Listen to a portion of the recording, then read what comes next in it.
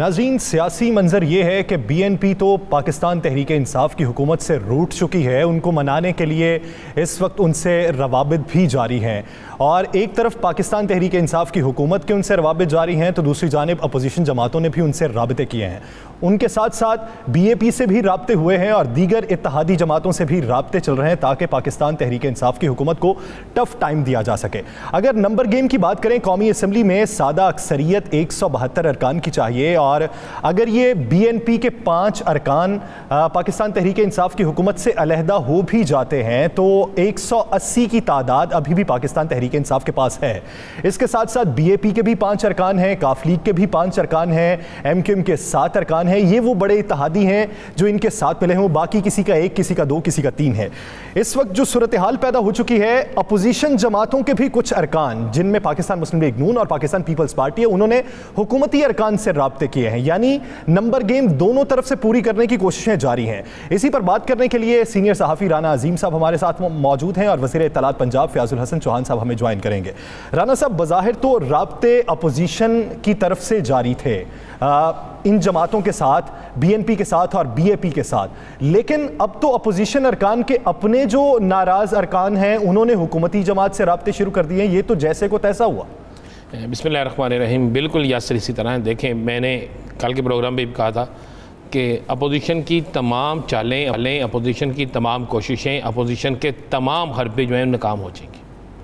और आपको आज हम अपने प्रोग्राम में ये भी चीज़ ब्रेक कर दें कि बाकायदा मेंगल साहब के साथ मामला तय हो चुके हैं।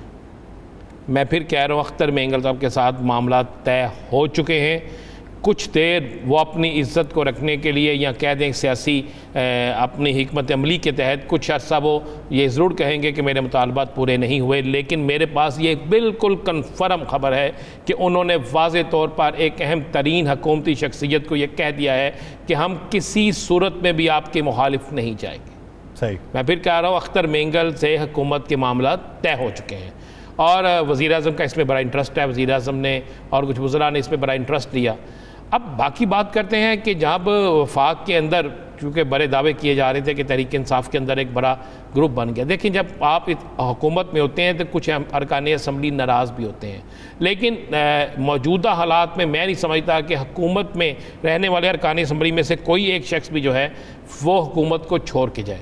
इन हालात में छोड़ के जाया नहीं जाता। अगले आने वाले दिनों में जब आपने अपने हलके में जाना होता है तो हलके के अवाम का पहला सवाल तरक्याती काम होते हैं।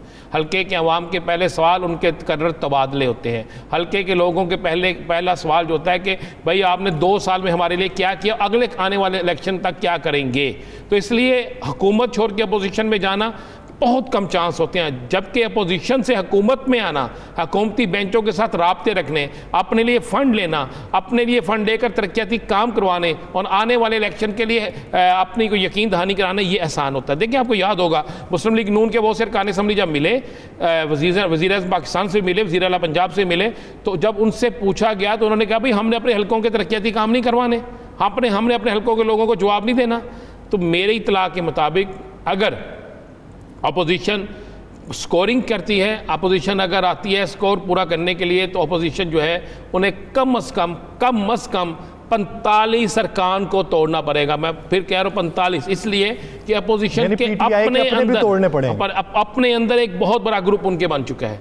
दूसरी बात ये होती है कि आप ज़हन में रखें 18वीं तरमीम है, 18वीं तरमीम और उसके बाद दीगर तरमीम जो है, उसके बाद कुछ ऐसे आर्डीनेंस आ चुके हैं कि जिनमें सूबों को भी अपने हिस्से का बहुत कुछ चाहिए और वो वफाक से मिलना है।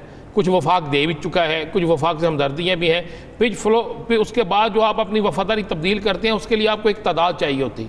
ये तो हो सकता है कि आप किसी बिल की हमायत में ना आए। अब मेरे पास इतला यह है कि मुस्लिम लीग नून और पीपल्स पार्टी के अरकान असम्बली की एक बड़ी तादाद जो हुकूमत के साथ राब्तों में है। इसकी तस्दीक हुकूमती तर्जमान कर सकते हैं, हुकूमती शख्स कर सकते हैं, लेकिन मेरे पास मुसद्दक़ा इतला है कि अपोजिशन पूरा जोर भी लगा ले तो स्कोर पूरे नहीं होते और हुकूमत तो अब आदमी एतमाद नहीं लाती, लेकिन हुकूमत जिस दिन फैसला करेगी एतमाद का वोट लेने का, उस दिन वो एतमाद का वोट भी ले सकते हैं। राना साहब, साथ ही रहेगा।